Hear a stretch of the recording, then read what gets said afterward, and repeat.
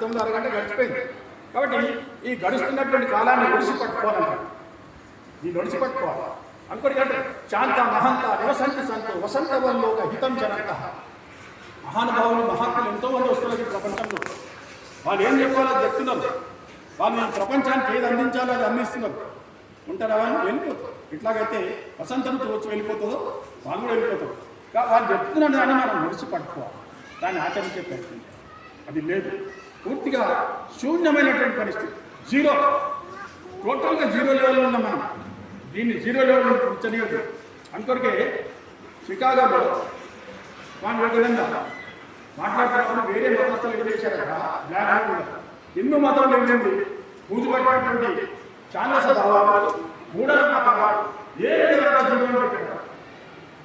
వచ్చిన జీవనం పెడుతున్నాడు. అప్పుడు స్నానం అవకాశం స్టేజ్ వెళ్ళారు. మీరు అందరూ చెప్పింది చాలా కానీ నా మతం ఏం చెప్తుంది, భిన్నత్వంలో ఏకత్వం, ఏకత్వంలో భిన్నత్వం, నిరంతర అనుసంధానమైనటువంటి మతం అది. ఇది ఆకాశంగా ఆనందమైనటువంటి మతం, ఇది సాగరంలో వ్యవహారమైనటువంటి మతం, ఇది ఏకత్వాన్ని సూచిస్తుంది.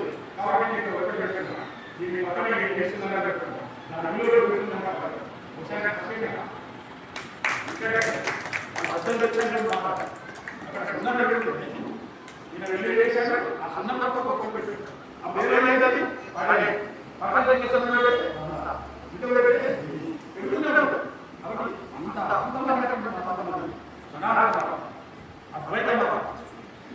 కాబట్టి ఉపనిషత్తు అంటే కోరిక ఏ రకంగా చూస్తుందో ఆ రకంగా ఉపనిషత్తులను చూస్తున్నాడు కదా. ఒకేతో ఉపనిషత్తులను సూచన చేస్తుంది, అంటే వేదాలను సూచన చేస్తుంది. ఆత్మ పెట్టిన నాయుడు మన శాస్త్రాలు నిగమ ఆరాధన, నిగమ శాస్త్రానికి గతించిపోయినటువంటి దానికి గతించిపోయిన వేరే